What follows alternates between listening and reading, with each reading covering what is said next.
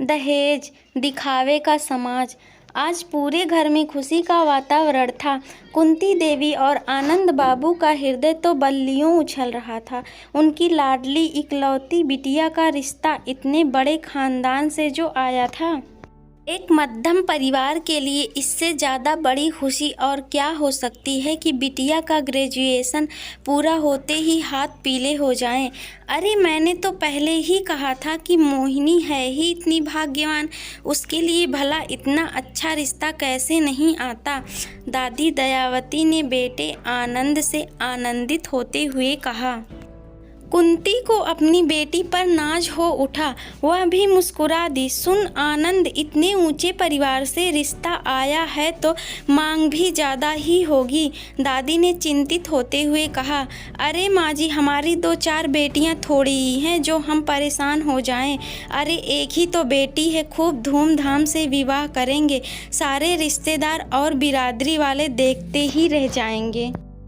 और 2-4 भी होती तो क्या, ऐसे ही विवाह करते। अरे धूमधाम से करते हम, धूमधाम से, भले ही कितनी भी संपत्ति बेचनी ही क्यों ना पड़ती। इस बार आनंदी जोश में भर कर बोली तो दयावती के चेहरे की भी रौनक गर्व से बढ़ गई।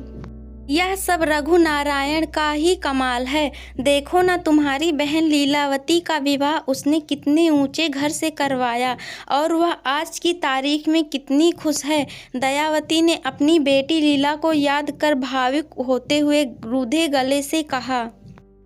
क्या रघुनारायण करवा रहे हैं मोहिनी का विवाह?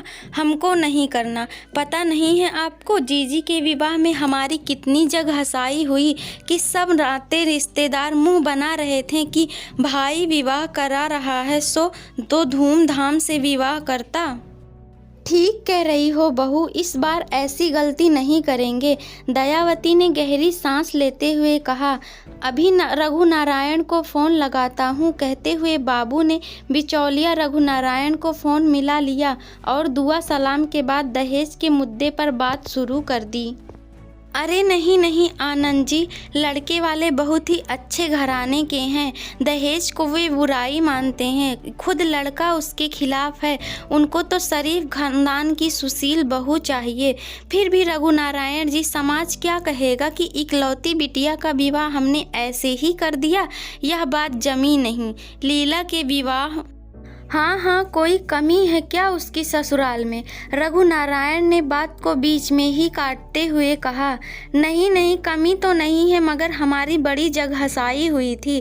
चलो ठीक है, मैं बात करता हूँ उनसे, मगर यदि वह नहीं माने तो आप जो कुछ अपनी बेटी को देना चाहते हैं उसके नाम कर दे चुपचाप। भविष्य में बच्चों के काम आएगा धन। रघुनारायण ने आनंद बाबू को समझाते हुए कहा। अरे नहीं, ऐसी कोई बात नहीं है। हमको तो सबको दिखाना है ना कि हमने इतना अच्छा बिटिया का विवाह किया है। रघुनारायण, जैसी तुम्हारी मर्जी कहकर चुप हो गए और इधर घर के सदस्य भी खुश हो गए। Thank you. Please like, share and subscribe.